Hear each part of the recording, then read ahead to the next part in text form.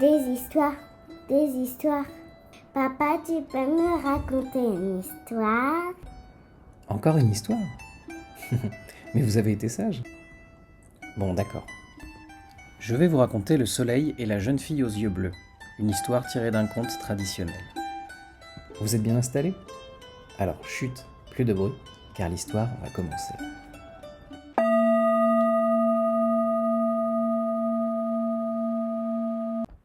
Il était une fois une jeune fille aux cheveux d'or comme le soleil et aux yeux d'un bleu de ciel d'azur.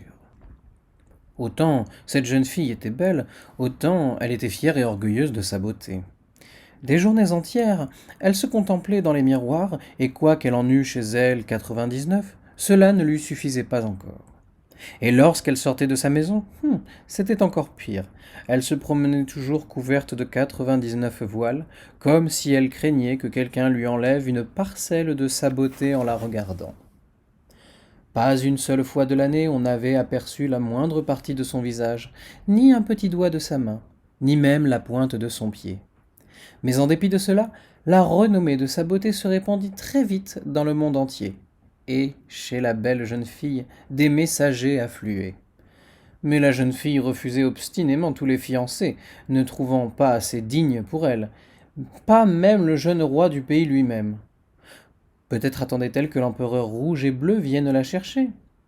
Mais la renommée n'était pas encore parvenue aux oreilles de l'empereur rouge et bleu. En revanche, le renom de sa beauté arriva jusqu'aux oreilles du soleil en personne. Chaque matin, il interrompait sa course pour un petit moment au-dessus de la maison de la belle pour s'assurer de ses propres yeux du bien fondé de cette réputation.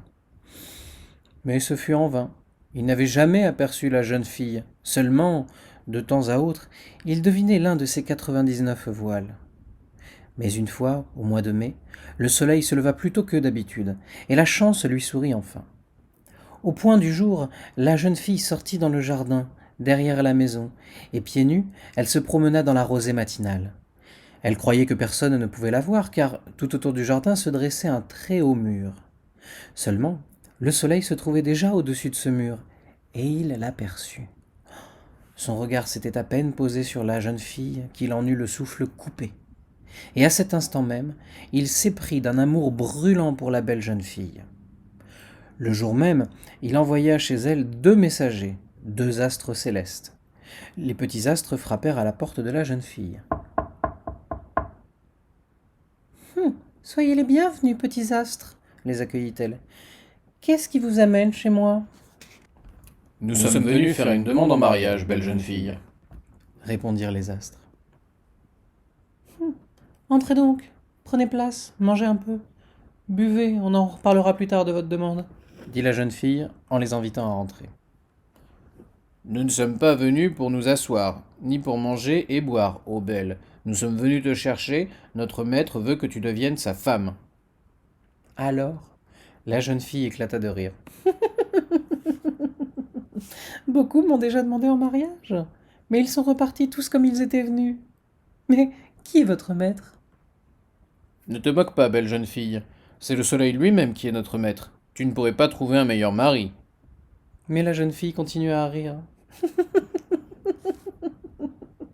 Je veux pas d'un fiancé de la sorte. Toute la journée il court le monde, et qui sait où il se couche la nuit? Comment ça? Je resterai tout le temps seule en l'attendant sans cesse? Allons, allons. Les astres se rendirent compte qu'ils ne réussissaient pas avec cette orgueilleuse jeune fille. Ils prirent donc congé d'elle et s'en allèrent. Arrivés au ciel, ils répétèrent au soleil ce que la jeune fille leur avait dit. Elle ne veut pas de toi, soleil. Il paraît que toute la journée tu vagabondes par le monde, et que la nuit tu te couches Dieu seul sait où. Elle ne ferait que t'attendre.